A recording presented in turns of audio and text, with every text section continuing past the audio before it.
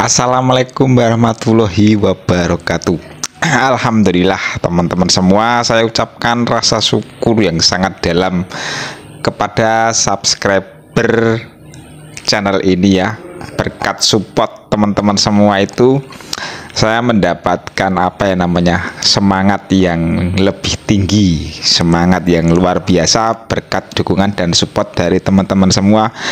Maka dari itu saya selalu bersyukur dan mengucapkan banyak-banyak terima kasih kepada teman-teman semua, teman-teman subscriber.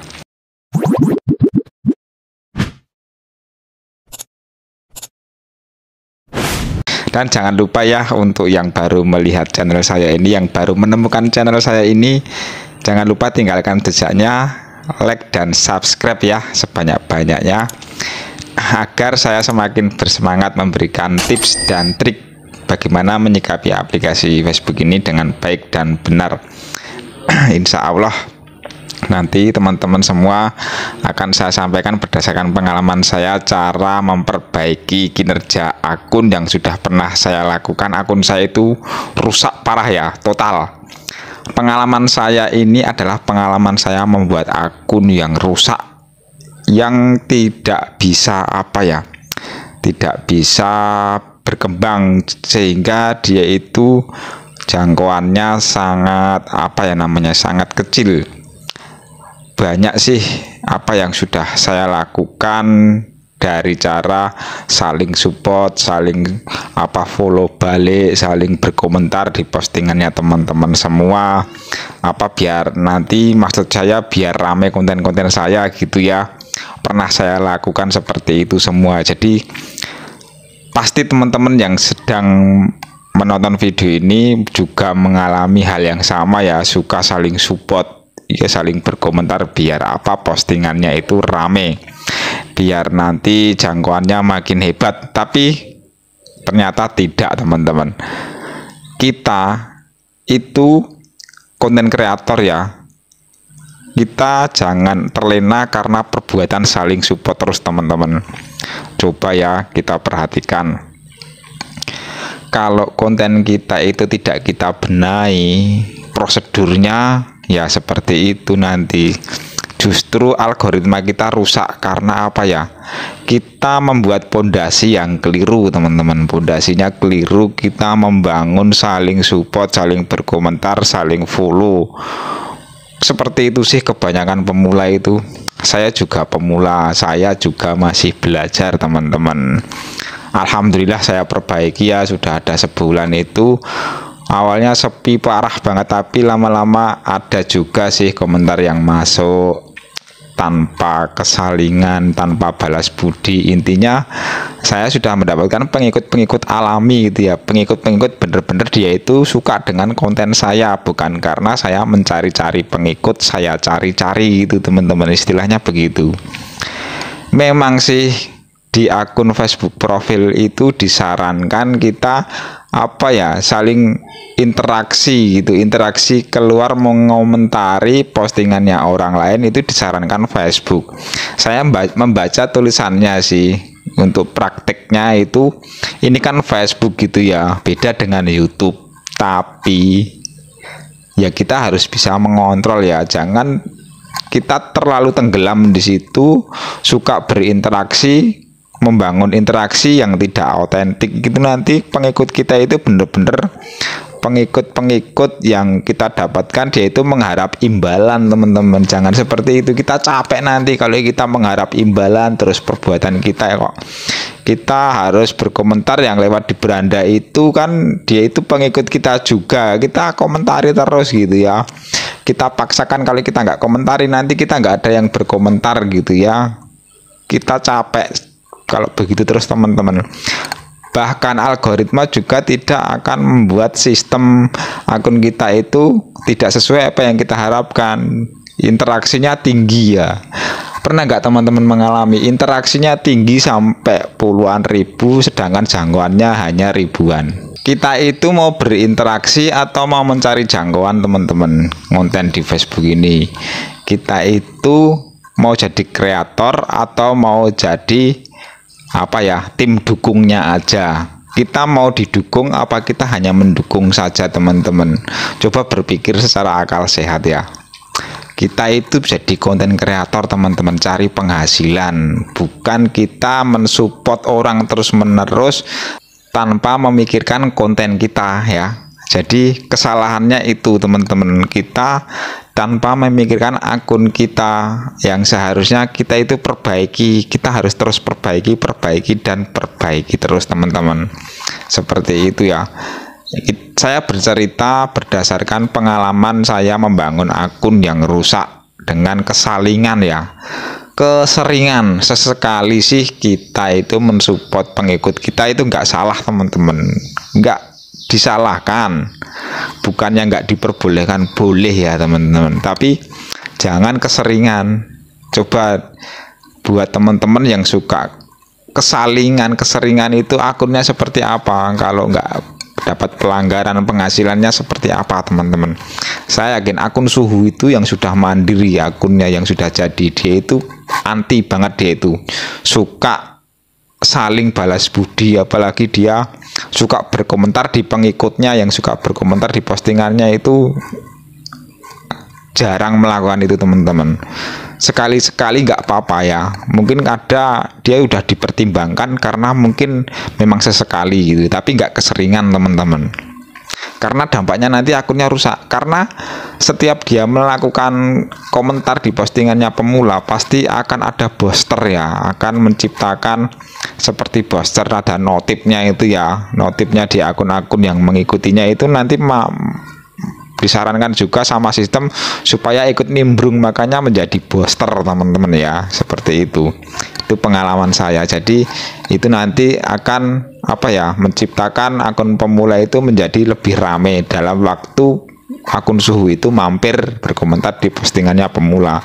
Kalau terus-terusan dilakukan seperti itu ya nggak masuk akal teman-teman, makanya nggak mungkin Suhu itu kan terus-terusan ke pemula gitu kan, nggak masuk akal. Seandainya terus-terusan saling bantu gitu teman-teman, saling membantu, saya yakin akunnya akan bobrok, akan rusak ya teman-teman, seperti itu ya. Itu jadi mana mau kita seperti dipaksa ya harus saling support terus gitu, sedangkan konten kita terbengkalai, nggak kita pedulikan. Kita butuh penghasilan juga dari konten kita yang menghasilkan ya teman-teman, seperti itu.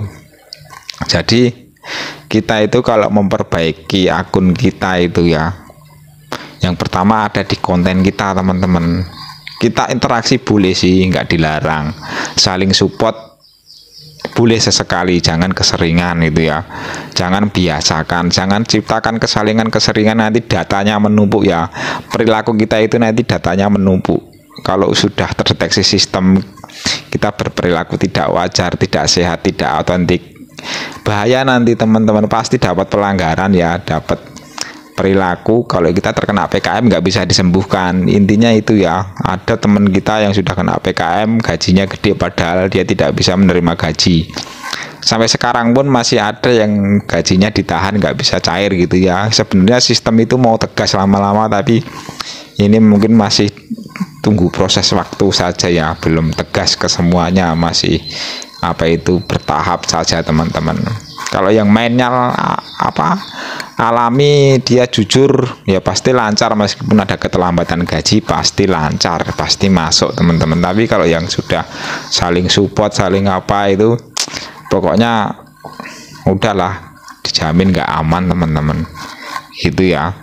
Terus gimana ya, ada pertanyaan dari teman kita lagi, Bang, kok jangkauan saya di akun saya suka menurun terus ya, tidak naik-naik, kenapa? Saya udah melakukan apa itu namanya, interaksi posting konsisten. Yakin nggak Anda sudah konsisten selama kurang lebih 2 bulan ya? Jadi 28 hari yang kemarin itu sama 28 hari yang ini itu sudah dipastikan belum kalau lebih tinggi. Kalau nggak lebih tinggi ya nggak bakalan naik. Kalau postingan kita itu belum ada yang viral, belum ada yang apa itu viewernya banyak tinggi, itu jangkauannya pasti tidak naik teman-teman. Kalau postingannya 28 hari itu yang saat ini lebih rendah dari 80 hari kemarin, sudah pasti jangkauannya itu akan menurun terus teman-teman. Semua mengalami ya, bahkan suhu senior pun mengalami ya, kalau tidak ada yang viral gitu. Seandainya bulan kemarin ada yang viral, bulan ini nggak ada, ya pasti menurun juga gitu teman-teman ya. Ada hitungannya, mingguan, harian, bulanan gitu ya postingannya. Lebih paten lagi per hari, kita ingat, catat aja secara mandiri, nggak apa-apa teman-teman. Kita posting sehari minimal 4 kali ya, 4 kali terus gitu ya, jangan naik jangan turun.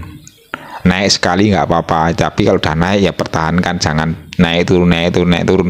Sistem kacau, susah naiknya nanti teman-teman gitu. Prosedur untuk meningkatkan jangkauan, prosedurnya memang harus rata-ratanya jangan obah-owah, jangan berubah-ubah ya.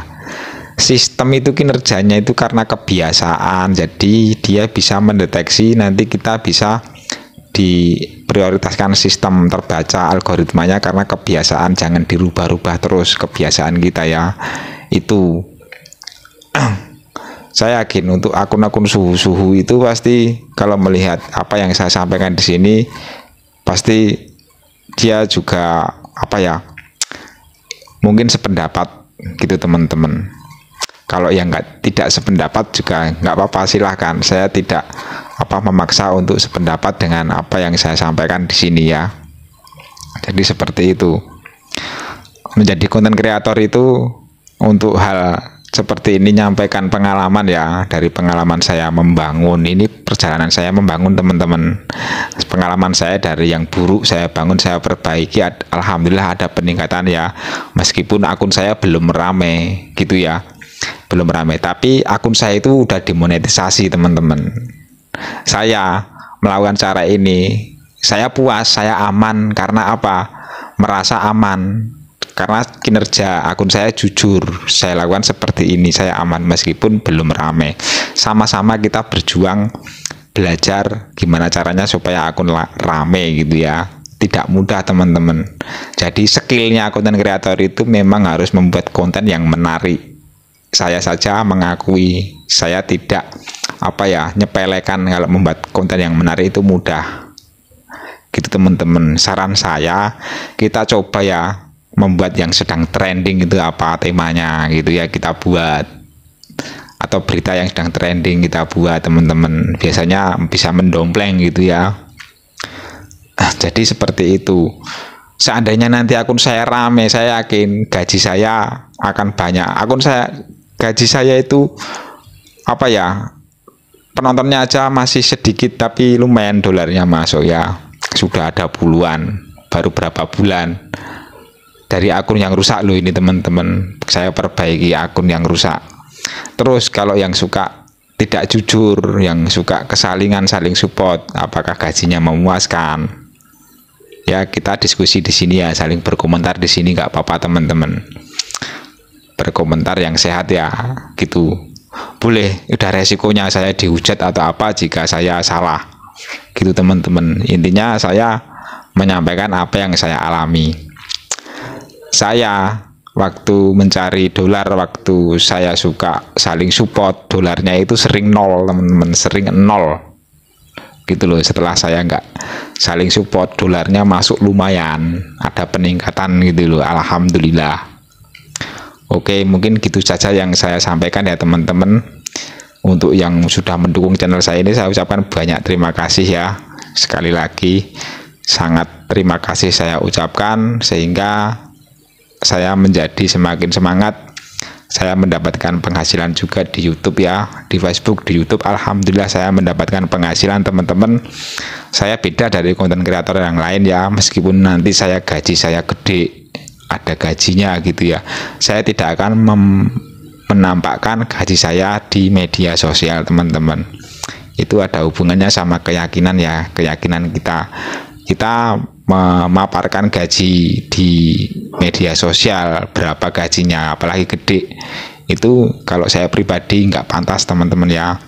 Untuk inspirasi teman-teman monggo, kalau menurutnya itu pantas ya, saya akan nyampaikan gaji saya berapa itu kalau saya sudah bisa berbagi teman-teman. Saya belum bisa berbagi ke teman-teman semua ya, belum bisa.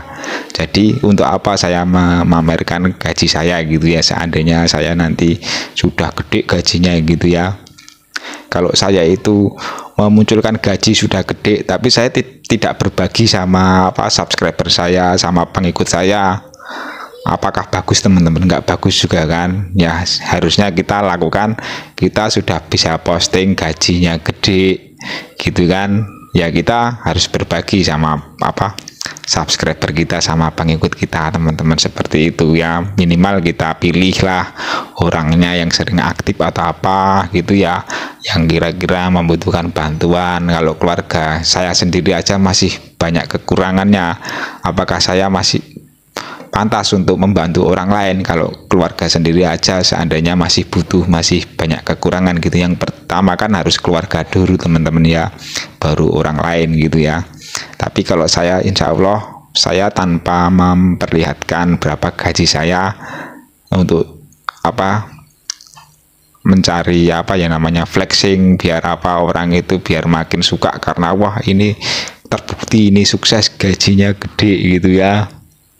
Itu saya hindari teman-teman ya, tidak seperti itu. Kebanyakan orang itu berpikiran kalau malah jadi kelihatan sombong atau riak gitu ya. Dan kalau di agama saya Muslim itu ya, perilaku tersebut bisa menciptakan ain juga ya. Ain itu seperti seperti pokoknya kalau kita terlalu mengumbar kesenangan, penghasilan kita itu pokoknya ada semacam itu teman-teman. Pokoknya banyak negatifnya teman-teman ya, kalau kita tidak bisa berbagi, karena itu semua hanya titipan Allah ya, hanya titipan dari Yang Maha Esa. Jadi kita dititipin itu tidak selamanya milik kita, bukan sepenuhnya milik kita, tapi juga milik orang lain ya, kalau kita punya harta yang melimpah gitu teman-teman. Jadi keberhasilan dan kegagalan itu sifatnya hanya sementara, karena itu hanya titipan. Nggak perlulah kita terlalu fanatik banget terus kalau gajinya gede kita terlalu berlebihan gitu ya. Nggak perlu teman-teman, biasa aja biar nggak norak gitu teman-teman, gitu ya. Biar nggak norak juga kalau kita punya penghasilan tapi diam-diam kita berbagi sama orang gitu teman-teman. Itu sungguh sangat luar biasa. Gak usah kita nampak-nampakkan gitu ya. Mungkin buat apresiasi orang lain boleh-boleh saja, tapi berbuat baik itu tidak harus dinampak-nampakkan teman-teman gitu. Kalau tujuan kita berbuat baik ya udah, tidak usah disebar-sebarkan begitu saja. Tapi kalau ilmu pengetahuan teman-teman seperti ini yang saya lakukan ini, ya memang medianya harus kita sebarkan teman-teman. Ini ilmu ya, ilmu pengalaman teman-teman. Beda kalau kita sebar-sebarkan penghasilan gitu ya. Itu menurut keyakinan masing-masing saja teman-teman ya, biar tidak terlalu panjang lebar. Gitu saja yang saya sampaikan, semoga bermanfaat ya. Wassalamualaikum warahmatullahi wabarakatuh. Semangat selalu.